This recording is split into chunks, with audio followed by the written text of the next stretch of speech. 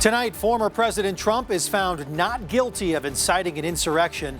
How Utah's senators voted, plus why Senate Minority Leader Mitch McConnell says Trump is responsible, even though he's been acquitted. Plus, ski shops are packed this weekend. We're going to show you how they're gearing up for some big powder days ahead of President's Day. And snow continues to fall across portions of the state. How much snow will you wake up to? I'll let you know. Live from Utah's news leader, Fox 13 News at 9 starts right now. Winter weather impacting roads all across the state with snow and rain throughout the day and into the overnight hours. Here's a live look at one of UDOT's cameras in the Erta area in Tooele County. Snow coming down at a pretty good clip there, as you can see on your screen, and the area is seeing some strong winds. Thanks so much for joining us tonight on Fox 13 News at 9. I'm Brian Schnee. And I'm Amy Nay. Boy, that snow was coming down at that angle. Rain turning to snow in some other areas tonight. Breck Bolton in our weather center tracking all the conditions across the state. This one's hitting us all. It really is. Statewide, we've been contending with this winter storm throughout most of the day. Yes, for the valleys, it's been a mixture of rain and snow. Snow, though, all across the mountains, northern, central, and southern Utah, and still some active radar at this hour. Let's show you some of the troubled spots. First, turning towards southern Utah. St. George, some light rain. Moving along I-15, you hit the snow just south of Cedar City as we're seeing snow on the road. Cedar City moving northward, Parowan looking up towards Beaver, and then progressing further northward as we track through areas such as Scipio into Fillmore. Now, across northern Utah, things are beginning to change just a little bit. Most spots, those showers are dissipating. However, as we look across the Salt Lake Valley over towards Tooele, we showed you that shot as you look moving along State Road 36 as you head towards Tooele. We're seeing the snow and those winds. You saw those snowflakes coming in from the side. Strong winds, particularly as we look towards northwestern Utah, Tooele County, moving towards areas such as Utah County, where we're finding winds behind this front anywhere between 25 to 35 miles per hour as they will continue to howl, especially near the canyons once we get past midnight. So we've got the winds, some spots where we'll see some snow showers, and definitely we've been noticing temperatures dropping here throughout the afternoon into the evening. Currently, we're in the teens in Evanston, 20s in Park City. Temperatures near freezing, though, along the Wasatch Front. As that cold air moving further southward, we've been noticing temperatures dropping across portions of central, southern Utah. And as we look at your hour-by-hour forecast, light snow showers continue on as temperatures do cool off, and we have these wet roads and standing water as well. We're going to see icy conditions to start off on your Sunday morning. As we're looking at the storm moving away, we have another one lining up. What will that storm do? I'll let you know coming up. Thank you, Breck. This weekend, UDOT has been working on avalanche mitigation throughout the canyons. Overnight, SR 210 will be closed for more avalanche mitigation. The canyon is expected to be open again by 8 a.m. President's Day weekend is oftentimes one of the busiest and biggest ski weekends of the year. And with the weather cooperating for some big snow totals, many spent the day at the resorts or will be going there over the next couple days. Fox 13 Spencer Joseph taking a look at some who are benefiting from the big snow weekend. Spencer. Yeah, good evening. And those small businesses, really this weekend, no matter whether it's in the pandemic or not, it's a make it or break it weekend. It certainly is one of always the biggest snow weekends of the year for Utah. And small businesses I spoke to today said they're so glad to see their stores packed with people headed up the canyons. Hey there. President's Day weekend. It's a big holiday for us. One of the biggest ski weekends of the year for a ski store like Wasatch Ski and Snowboard Rentals. We are mostly rentals. And an expert like Cole Dugdale. It should be a good time, though. You get some good snow. For them, they're ready and excited about all the people headed up into the Cottonwoods. It's just fun to set skis and deal with stuff that I like doing. That's way too short. Honestly, a good feeling to get people out there. All right, this one will probably work a lot better. And yeah, first timers, definitely get a lot of them here. Have you snowboarded before? Being able to start that process. Just come up here, I'll show you how the binding is, and be able to kind of get that going is kind of cool. In what certainly has been a strange season, the business is still there. I'm going into it, thought it would be a lot less busy. It definitely has exceeded what we thought. This year has been so weird, but also on the other side of that, people are so excited to be out and about. Okay, have a good day. at Ski and See. Every single person at every single Ski and See, you can walk in, and their main goal should be, how can I make this guy my new friend? They're seeing the spike in business, too. We've been getting a lot of people from out of town, but also a lot of locals. And Mother Nature is certainly cooperating. It's kind of perfect. We've got the massive amounts of storms. Definitely got me a little stoked on it. So as everywhere ramps up for a busy holiday weekend, shops like these are here to serve. Skiing and snowboarding is definitely one of the best ways to get outside. It's a good opportunity for people to get out, enjoy the outdoors, and feel normal even for a little bit.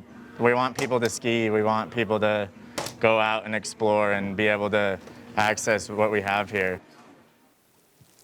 One thing both of those stores told me is they're seeing a lot of people actually from out of town coming in this weekend. Lots and lots of people that have never even been to Utah before but are coming to experience our resorts. And of course, as they said, Mother Nature is certainly cooperating. You can see it's really coming down here at the base of Little Cottonwood Canyon.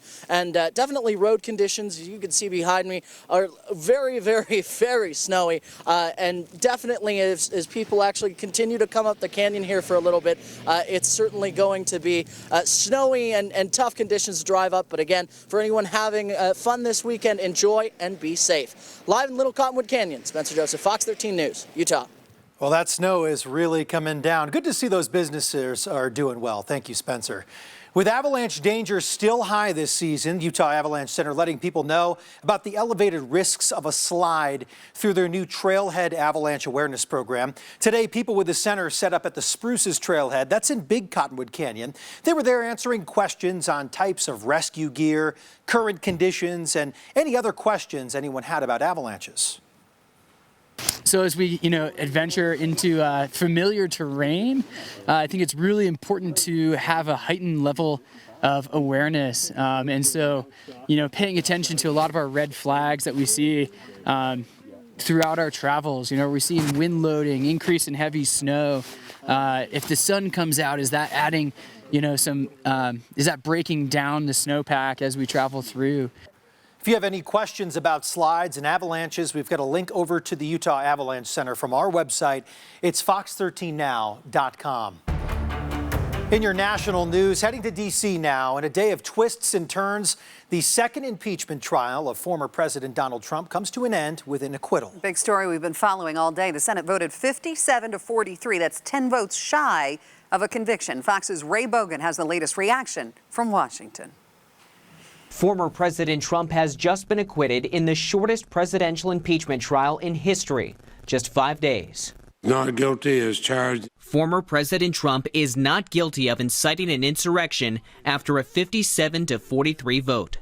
All 50 Democrats and 7 Republicans voted to convict, including Louisiana Republican Senator Bill Cassidy. Our Constitution and our country is more important than any one person.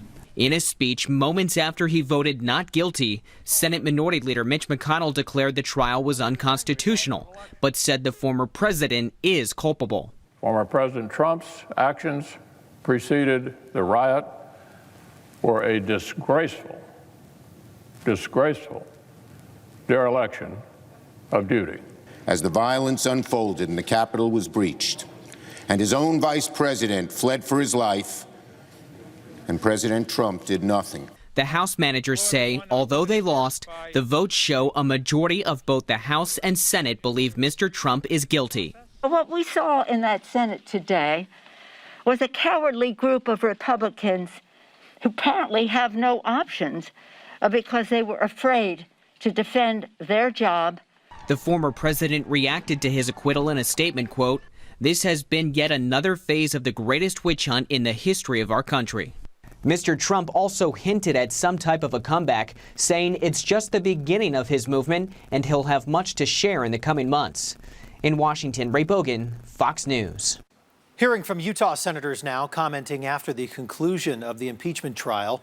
Senator Mitt Romney, who voted to convict, says that in addition to attempting to corrupt the election, President Trump incited the insurrection against Congress and violated his oath of office by failing to protect the Capitol on January 6th. Senator Mike Lee, on the other hand, voted to acquit. He says that while no one can condone the violence at the Capitol or Trump's actions, he believes that the word incitement has a very specific meaning in the law.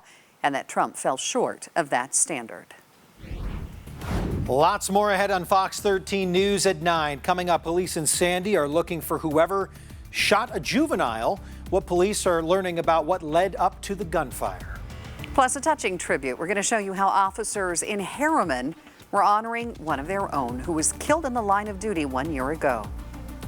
Bringing the COVID-19 vaccine straight to senior citizens. I'm John Franke in Davis County. I'll show you how the health department here is going door to door with the COVID-19 vaccine.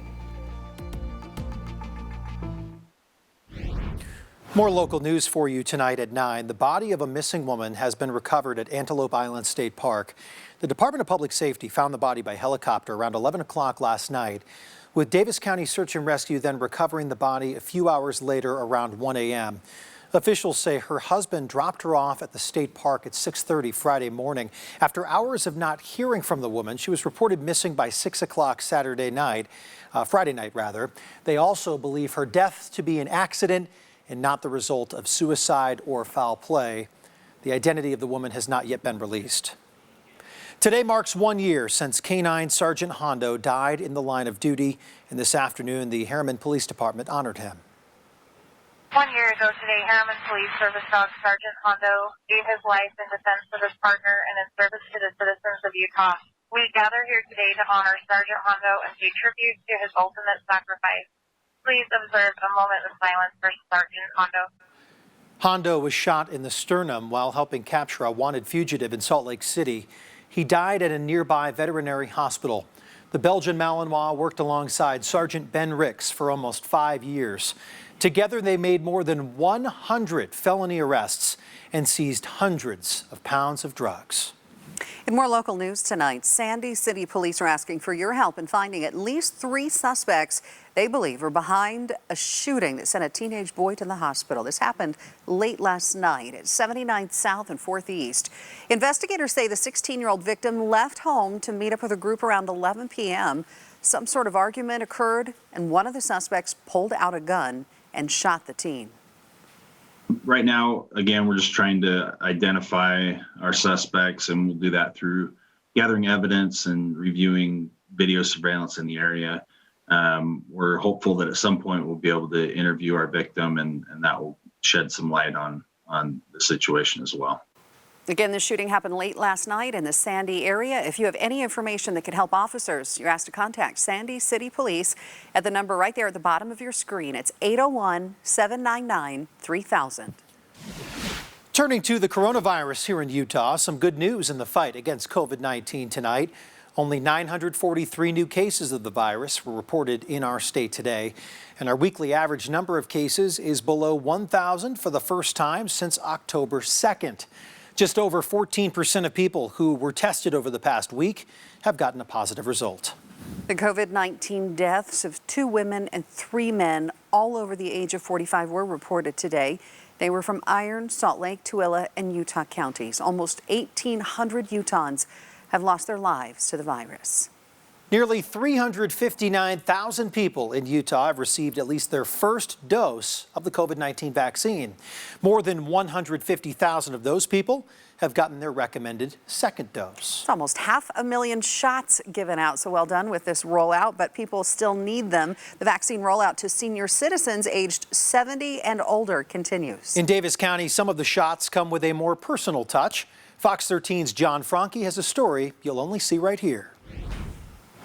This drive-through vaccine clinic in Davis County has been one of the smoothest rollouts of the COVID-19 vaccine in the state. But what about the folks that can't come here? They don't have a car, or they're on oxygen, have no way of leaving their homes. Well, Davis County is taking the vaccine straight to them.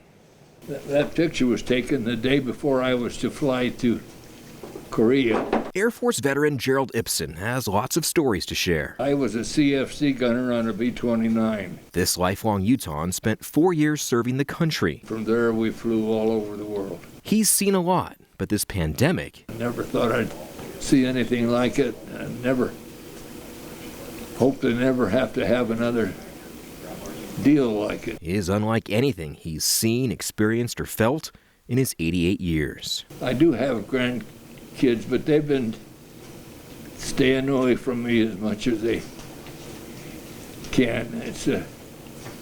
It makes it kind of lonely being here in the house, nobody coming in.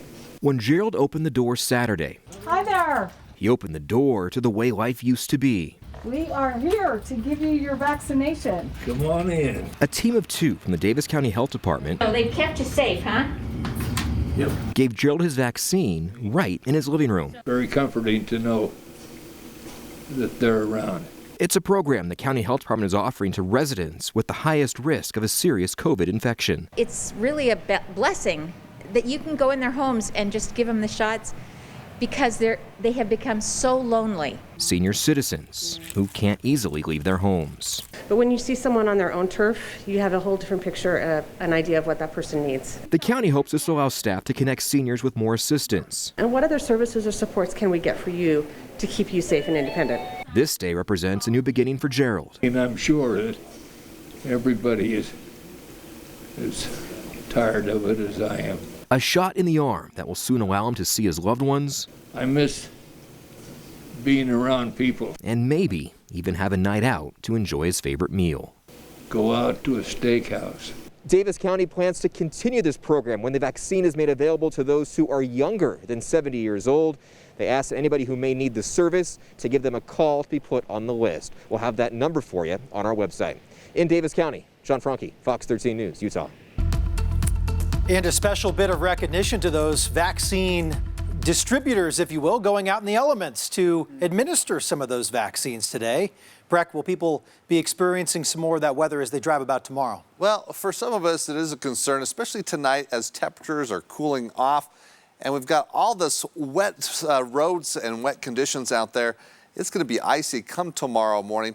And the snow has been falling throughout most of the day, especially as we look towards central Utah. This is in Amy's neck of the woods. Looking up Fairview Canyon, Casey Nay sending this in where they're doing some snowmobiling, saying they've got about a foot of new snow. Look at all that fresh powder. That looks like a lot of fun. Well, this cold front hit. We allowed that rain to change over into snow across northern and central Utah. Ahead of the front, temperatures, well, about where they should be, but it was this morning into the early afternoon as we experienced temperatures in the 40s in Ogden, Salt Lake City, low 40s to mid 40s as you go to Cedar City. We topped off at 42 degrees in Moab, 50s in St. George. Again, that was ahead of the cold air, but as we moved throughout the afternoon, temperatures quickly plummeting. And right now we find ourselves right at freezing in Salt Lake City at 32 degrees. Ogden as well. Take a look at these winds. Out of the northwest, due to that front moving through, we're going to see some stronger wind gusts, particularly as we look over towards Box Elder, Tooele County, and near some of the canyons where potentially we could see wind gusts in excess of 35 miles per hour. So that's a focus for tonight. Snow looks to continue to fall. The biggest focus for snow accumulation as far as we look at the threat along the valleys, it's mainly focusing in across the benches where we could be picking up an additional 2 to 4 inches, and snow will continue to fall over the mountains of northern and central Utah with an additional 3 to 6 inches, where we've already been picking up anywhere between a foot to close to 2 feet of snow. So a very beneficial storm. And with that, we're going to be holding on to some advisories and warnings, at least for tonight through tomorrow morning. And as we take a look at the winter weather advisory that's in place across portions of northern Utah, we are incorporating Tooele Valley as well as over across the Salt Lake Valley down through northern Utah County here. Again, where we see that focus for the benches. Now, as we look at the avalanche warning that's still in effect until tomorrow morning, definitely the Utah Avalanche Center kind of reassessing the situation with all this new snow. We'll have some updates come tomorrow morning before you head out if you're going to make your way towards the backcountry. Now, lingering snow, first turning towards southern Utah. We've got some snow showers as we go from Beaver down through Cedar City. Even in tracking into St. George, we're finding a mixture of some rain and snow there. And for northern Utah, the biggest focus right now is across Tooele County, moving further northward. We've got, as that cold air moves across the lake, it gets a little bit of a lift. And so south of the lake, as we turn over towards Erda, Tooele, Grantsville, Stansbury Park, and then turning towards the west side of Salt Lake Valley, we'll see that threat of some snow showers and lingering snow that's falling right now in the Cottonwood Canyons. But let's take a look at our computer models, what we expect to see here over the next 24 to 48 hours. First, getting you through tonight, you start to see those snow showers, particularly across southern Utah, dissipate with a focus turning towards eastern Utah. It's Price towards Vernal, and again across areas such as Salt Lake and Tooele. Tooele valleys. But by tomorrow morning, as we look, we're going to still be holding on to some light snow. Central Utah, again, just south of the Great Salt Lake. Most of the Wasatch Front, you're staying dry. And really statewide come tomorrow, looks like you're okay to be doing some traveling. And if you're trying to time your traveling coming home from the holiday weekend, tomorrow afternoon is that window, especially as we look into Monday, because our next storm lines up. Moving the clock through Monday morning, you can see the snow begins to fall, Wendover, west side of the state, and then moving towards the Wasatch Front as we go Monday mid-morning into the afternoon. So we're not done with the storms. Another one lining up, but again, we get that window come tomorrow afternoon. Now for tonight, we're going to be looking at that chance of some light snow showers. Temperatures quite significantly colder, and highs tomorrow only in the 30s. These are temperatures that we typically experience the first part of January here rather than the middle of February. Now for St. George, you're not seeing the rain. You are seeing some gusty canyon winds as you'll see some clouds as temperatures slow to climb, but you're in the 60s by the end of the week and no threat of precipitation. Monday, we're hit with the snow. Lingering on to Tuesday, Wednesday, a break. Thursday late, we start to see snow into Friday with scattered snow showers Saturday as temperatures climb back into the mid-40s. So we're going to see a mixture of rain and snow, but we get the snow as we look towards President's Day. The weather's bad, but people out here are determined. They were out in the elements today. We'll take you to this rally against mass evictions in Salt Lake City and what they're demanding. And don't forget, when you can't watch Fox 13 live, you can watch us streaming online for free on Roku, Fire TV, and Apple TV. Just search for Fox 13 on your device. We'll be right back.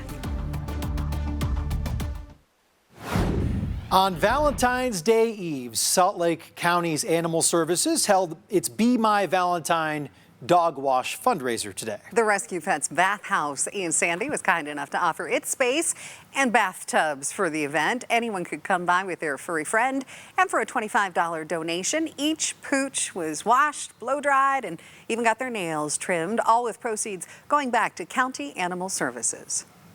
We love giving back to our supporters that support us, so we like to be able to do things for them when they're donating to us as well. We just wash their dogs, we trim their nails, and then they donate to us, and they are amazing supporters.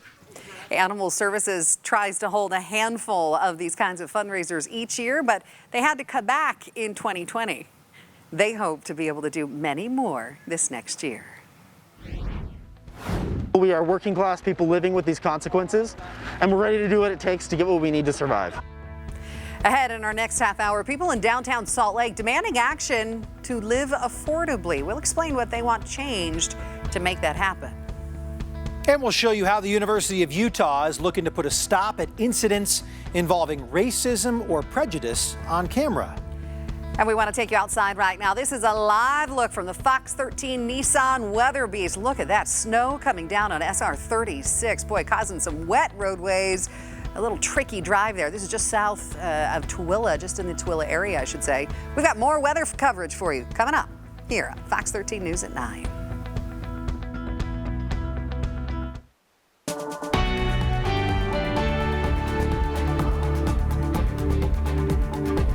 Thanks so much for joining us tonight at 9:30. The University of Utah is investigating a series of harassing phone calls of a racist nature made to employees at libraries on campus late last month. Now, the caller tried to coax people to say a racial slur within a certain book's title out loud numerous times. Now, a new team on campus is looking into this incident. Fox 13's Max Roth shows us how this team is looking to help the campus be safer and more inclusive. Because the nature of the phone call is very similar at the three libraries, it's likely that it's either the same individual or individuals who are engaging in the behavior. A caller's unusual and possibly racist behavior has campus library workers on edge. But thanks to a new school protocol, multiple agencies are working to find who is behind what they're calling a disturbing prank. We have the information recorded. If something were to happen in the future, that were criminal, that were related to this, that this would be there for evidentiary purposes if necessary. The victims used a new online reporting option to get the campus racist and biased incident response team involved. The main piece of why we developed this new protocol for the racist and biased incident response team is to keep track of what's happening on campus so we can get a better picture. Not only can students report incidents online, they can track the progress. They can see what's being done to handle the issue. issues. Hopefully by people seeing, what sort of things have been reported and what actions are being taken to address them, that they'll feel more comfortable reporting if something happens to them. University leaders hope this new transparency in how they handle racist and biased actions will do two things for the campus community. And the first step of doing that is identifying, what's happening on campus that makes people not feel safe, what's happening on campus that makes people not feel included, and then to let the campus community know about what's happening, on campus and how they can report so that we can have a better understanding of what's going on so that we can better understand how to address it. And the new system goes beyond working on correcting the actions. It also offers victims help in repairing any damage the incident may have caused. Whether it's counseling or, other offices on campus that are helpful. But we want to make sure that the person themselves that's reporting it has access to those support resources. The university says these new options may take a while to gain momentum, but the sense of inclusion they bring will be worth it. These events and these incidents really impact more than just one person, right? Like it might have happened to one person, but it really has an impact on a whole community, on the university community in general. Max Roth, Fox 13 News, Utah. To see how this incident and others are being handled on campus, or if you need to report an incident, you can go to the University of Utah's Equity, Diversion, and Inclusion page. We've got a link for you on our website, fox13now.com. After several mass evictions in downtown Salt Lake City, dozens of people braved the rain and snow for a protest at the City and County building today, calling for change. What city? Our city! People behind Wasatch Tenants United say Salt Lake City leaders are creating an artificial inflation in rental and housing prices by giving loans to developers. They're also calling for Salt Lake City's redevelopment director, Danny Walls, to resign. He says he stands with us. He says he agrees with the issue. If that's true, then he should resign in protest of the mayor. If that's not true, he should resign on moral ground that the city and that the people who he's affecting do not have any confidence in his leadership. In a statement to Fox 13 earlier this week, the Salt Lake City Mayor's office said, "We agree that Salt Lakers need better access to stable, affordable housing." It went on to say the money invested in 2020 alone will bring 305 affordable residential units online. A federal judge has rejected a bid for an acquittal for a figure in a multi-million-dollar fraud case involving the Kingston polygamous family. Lev Derman was convicted by a jury in connection with a $500 million fraud case involving Jacob Kingston and the Washakie Renewable Energy Company. In a new ruling, the judge rejected his request for an acquittal or even a new trial. Jacob Kingston, his wife Sally, his mother Rachel, and brother Isaiah also struck plea deals in this tax fraud case. They're still awaiting sentencing. We're just over halfway through the current legislative session there on the Hill. A state lawmaker wants to give grants to cities to revitalize their main streets. Fountain Green Senator Darren Owen's new bill gives smaller cities some incentives and money to revitalize their downtown districts. The bill has just been introduced in the 2021 legislature that is currently underway on Capitol Hill. Well, not many people are happy with telemarketing and spam calls. A new bill in the state legislature would make it a civil penalty if someone pesters an on-call emergency responder. Fruit Heights Representative Stuart Barlow's bill makes it a $1,000 fine each time someone violates Utah's laws against unwanted phone solicitations. But it only relates to emergency responders who are on call. As more Americans get the vaccine and daily cases are declining, states across the country are rolling back restrictions. In New York, I'm Alex Hogan. I'll have the latest on the pandemic coming up. It just really upset me that this trophy was disgraced and disrespected by being thrown as if it was a real football. And she's demanding quite the apology from the Tom Brady. We'll explain why his handling of the Lombardi Trophy has left her so angry. Breck? Well, before we go to break, let's go back outside on the Weather Beast, tracking along State Road 36. If you're making your way through Erta and Tooele, you're seeing the snow. It's blowing, accumulating. Who's going to get hit with the snow tonight, and when's our next storm? We'll answer that coming up after the break, so stick with us.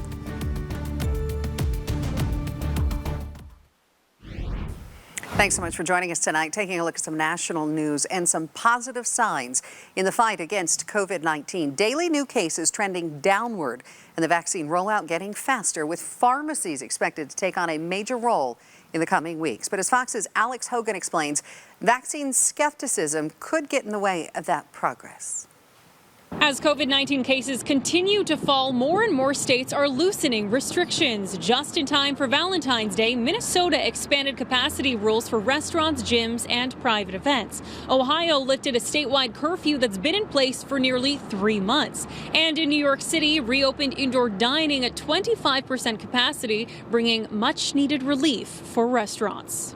People need this now more than ever, a chance to relax and a small reprieve from all the stress of this whole period. As states roll back restrictions, the vaccine rollout is steadily gaining speed. The U.S. administered an average of nearly 1.7 million doses a day over the past week. That's higher than the Biden administration's goal of 1.5 million. Pharmacies like CVS and Walgreens will start to play a larger role as the federal government increases its vaccine supply to states, sending some directly to the pharmacies themselves. I'm pretty excited. I've been like living on my computer trying to get an appointment. Meanwhile, in the UK, the University of Oxford plans to test its AstraZeneca vaccine on children, becoming the latest company to assess the impact of COVID-19 vaccines on young people. The upcoming trial will include 300 volunteers ages 6 to 17, with as many as 240 getting the real dose. We know that with all vaccines that people can feel a bit unwell in the first few days. And so we just need to be able to establish that profile in children. As vaccine distribution improves, another problem may arise. Nearly 1/3 of Americans say they are unsure of whether or not they will get the vaccine. In New York, Alex Hogan, Fox News. Chances are pretty good you've seen this video floating around on social media throughout the week. It's Super Bowl 55 MVP Tom Brady of the Tampa Bay Bucks just chucking the prized Vince Lombardi trophy to his teammates from one boat to another during the Bucks championship parade, which eventually made landfall. Not everyone is happy about Brady's actions. The daughter of the man who crafted that trophy says it insults her family's legacy. She's got a message for the 7-time Super Bowl champ. This has nothing to do with your athletic ability whatsoever. It has everything to do with disrespecting a highly coveted trophy that a lot of work goes into by the Silversmiths and all the other team players.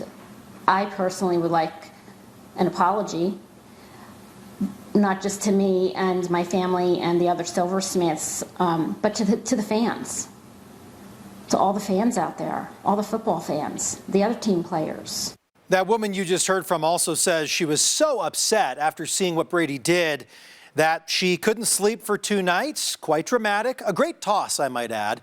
She says it's because she knows how much pride her and her dad and all fellow Silversmiths had in making the Lombardi trophy.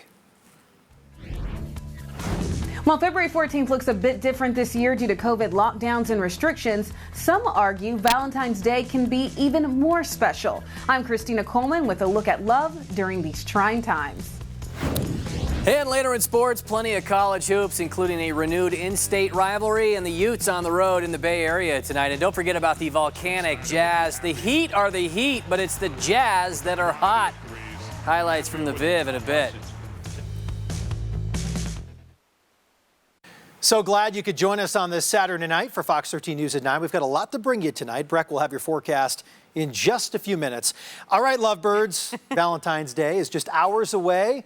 Experts are weighing in on how COVID-19 has impacted romantic relationships. Yeah, I know a lot of people are out buying all those things for their loved ones, right? Yes. Yeah, now's the rush. Fox's Christina Coleman is in LA for us with a look at love during these trying times, plus some tips on how to celebrate the holidays safely. Valentine's Day, just like everything else, looks a lot different this year. And for nearly a year, partners from new relationships to long-lasting marriages have been forced to stay home with little to do but spend time together. And while some couples have called it quits during the lockdown, psychologists say those that weathered the storm actually came out stronger. For many couples, it has been a polarizing experience. That if they were on the rocks or having a lot of tension already, the coronavirus experience really made them stop and think about what they want and what they value. And for many, decided to break up the relationship. But for couples who have normal everyday issues and conflict, this has brought them closer together. A recent survey shows most couples believe quarantine has in fact brought them even closer. And the #1 factor keeping love in lockdown alive, small tokens of appreciation. Make sure that you tell them one thing that you really appreciate about them. It could be small, or it could be something that really is significant to who they are. Whether you're in a relationship or not, research shows performing random acts of kindness can make you feel less lonely. It's a tough time for many people, without work, without adequate food, without caregivers, and the more we can do for others, the better the world is. The CDC recommends celebrating Valentine's Day with people in your household only. And if you do plan on seeing people outside of your home, you're urged to follow COVID safety guidelines, including social distancing and wearing a mask. In Los Angeles, Christina Coleman, Fox News. Let's take you back out live to the Fox 13 Nissan Weather Beast on the prowl tonight in the city of Tooele, where snow is coming down. It's also covering the roads there. Yeah, look at those Quite roadways. the picture. My goodness, that is quite the drive, going nice and slow right there. Some good advice for all of us as we handle this winter weather on this snowy Saturday night. Breck is tracking it all for us right now. Breck, it's really coming down in some areas. In some areas it is, and we'll see that possibility, especially as we look across Tooele Valley, west side of Salt Lake Valley. We're getting that lake-enhanced snow bands that'll move just south of the Great Salt Lake, as that snow could potentially pile up anywhere between 1 to 3 inches here as we look tonight through tomorrow morning. Let me start off, though, sharing a photo from a rare location, Kenilworth, Utah. That's just east of Helper. I had to look that up. Population 200. Looks like they picked up 2 inches of snow, a fresh batch there. Thank you for sending that in, Chelsea, where in that region, yeah, the precipitation fell throughout most of the day and pretty much statewide. This storm benefiting everyone. We need it in the mountains, we need it in the valleys, and we got it. Close to 1 inch of precipitation up at the University of Utah. Ogden coming in with 0.8 of an inch, close to 3/4 of an inch in Orem. Beaver just over 1/2 of an inch. Price, which is close to that Kenilworth, about 1/3 of an inch, I should say. Again, it was kind of a mixture of rain and snow for some locations where we did see snow accumulations anywhere between 1 to 2 inches. And look at Brighton Crest, the mountains definitely loving this storm. 2 feet, as it looks like it will continue to fall tonight. Not as much, but we could squeeze out an additional 2 to 4 inches as we look over the next 12 hours. Update so far, as we look 2020, 2021, in Salt Lake City, we picked up nearly 2 inches of precipitation. Now, if you recall, last month, just 4 weeks ago, we were about 0.6 of an inch, on track for the driest winter on record. We've made up for lost ground. However, we're still below average by about 50%. But we've got more storms, and we still have 2 weeks left as we look for February and to calculate the full winter season. So hopefully, again, we continue on this trend and we bring in those storms. Now outside, as the cold front hit throughout the afternoon, temperatures have been dropping. We're in the 20s right now in Logan. Teens in Evanston, near freezing. Salt Lake City through Ogden. And as you can see, for most locations, we're in the 30s. So it's going to be a cold night as temperatures will continue to fall. Here's the concern. We've got wet roads. We've got wet areas all across the state. And with these temperatures getting below freezing, it's going to be an icy start to your Sunday morning. In addition, we've got some strong winds. Wind gusts anywhere between 25 to 35 miles per hour. Big concern near some of the canyons across northern Utah, moving over towards St. George, and even as we look towards the western desert. So we still see that possibility of some snow, but those showers are tapering off as we are holding on to some winter weather advisories and warnings. But by tomorrow morning, those should expire. Let's take a look at where we're still seeing that active weather. First, southern Utah. It's Cedar City down through St. George. You're finding wet roads, and then the snow sticking on the roads. Cedar City making your move all the way up through Beaver and further northward. Potentially that spot, I-15 corridor between Nephi, Cedar City, still can find some slick roads. And again, it gets nice, icy, I should say, here in the overnight hours. But let's focus in across portions of the Wasatch Front where we're seeing still a lot of blue as we look towards the East Bench, as we go from Sandy, Cottonwood Heights, moving over towards Holiday, and then turning towards Tooele Valley. We're seeing that snow falling right now. So as you move your forecast hour by hour. We're in the 20s starting off tomorrow morning, but the snow showers tapering off. We'll find highs well below normal, only getting into the 30s across northern Utah. Now for St. George, it's 50s. We don't see the precipitation. Even we've got some storms rolling through northern Utah. All you see is a warming trend as you're back into the 60s heading into the weekend. Northern Utah storm Monday. The snow hits into Tuesday. Break Wednesday, an additional storm Friday and Saturday. Yes, we'll keep this trend going and continue to build that snowpack. To think that even John and Carl never went 21-5, the Jazz setting the record last night for best start in franchise history, making waves across the NBA in the process as Utah looked to keep this crazy good thing going tonight at the Viv. Entertaining the reigning Eastern Conference champs this time. The Heat jumping up 13-4 early after Jimmy Butler serves Bam Adebayo on a silver platter. The Jazz just 3 of 21 from deep in the first half, 2 of those converted by Georges Niang. Yeah, that's 14%, not very good. Then again, they still led at the half, if that's any indication just how good they've been playing. Jordan Clarkson teardrops. Utah really picking up steam in the third, though, including watching that money ball finally drop. Bojan Bogdanovic. Then following an epic effort Friday against the Bucks, Joe Ingles dials up to lift the Jazz up 18. Some defense now. Who else would it be? Royce O'Neal gets a hand on it with daylight ahead. A little reward for himself. Utah outscoring Miami 31-15 in the quarter on their way to another comfortable win. Call it 18 of 19 now since January 8th. The Salt Lake Stars searching for that first win of the new campaign. Salt Lake lighting up the Iowa Wolves in Orlando. A heck of a board and bucket, Paul White. And then the kick out for Trevin Blewett. 15 for him off the bench as the Stars led by only 29 at the half. Tough shot, Malcolm Miller here in half two as Salt Lake officially in the win column. 97-84. The Utes shooting for the Stanford sweep. Another win in Palo Alto also gives Larry Kustoviak's group the program's first 4-game Pac-12 win streak in over 2 years. No Rylan Jones, though, tonight, sitting a second straight with a sore shoulder. Nice start, Utes. Alfonso Plummer, a full 3, maybe 4 steps from beyond the top of the arc. Yes, it is hot in here. Then to cap a 14-4 start, the diaper dandy Ian Martinez with the poke and the lay-in. Only to watch the Cardinal end the half on a 30-8 run. Oscar Da Silva slips it home. Then Stanford with some nice ball movement before Jaden Dallaire goes nothing but nylon. The Cardinal lead becoming even bigger out of the locker room. Spencer Jones cans one. Utah trails with just a couple minutes left. Game 2 in Orem between new WAC foes Utah Valley and Dixie State. Homeboys in attack mode. Jamison Overton crossover and flush. UVU up 7. The Trailblazers with the lead at the intermission. Brock Gilbert lays a nice skip for the Copper Hills product. Traven Alfrey there. Then the senior out of Spanish Fork, Hunter Schofield, shattered a career high with 31 for Dixie. Chris Gooden adding a key bucket as well as Dixie responds following a loss last night, 93-89, the final. A Big Sky matinee with Weber State and Montana. Tight game, second half, when Dylan Jones puts a load of laundry in. Nice spin off the block. The Wildcats then break the tie again. Zahir Porter with the curl, bucket, and the foul. Purple building a cushion on the Grizzlies late. Isaiah Brown pouring in a game-high 21, followed by a tough baseline fade by Michael Kozak. 91-82 as the Cats split this week in Missoula.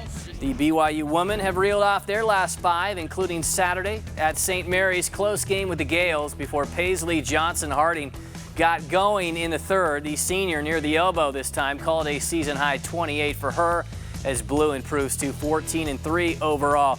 The Cougars' top-ranked men's volleyball squad entertaining Pepperdine. The Waves nearly stole the first 2 sets, but BYU holds on set point here. Gabi Garcia-Fernandez to keep the second one alive. The home team then winning the net battle to even up the match at 1. 2 sets later for the match. Waves hit long as the Y holds on to complete the weekend sweep. And NASCAR's back, starting with the Beef. It's What's for Dinner 300. On the Xfinity circuit, you think the drivers are a little rusty, more wrecks tonight than drain 3s at a Jazz game. Ty Dillon goes for a twirl. Plenty of body shop work to do for everyone. In the end, it was Austin Cindric victorious. You can catch the big one, the Daytona 500, right here on Fox 13 tomorrow afternoon. We're right back.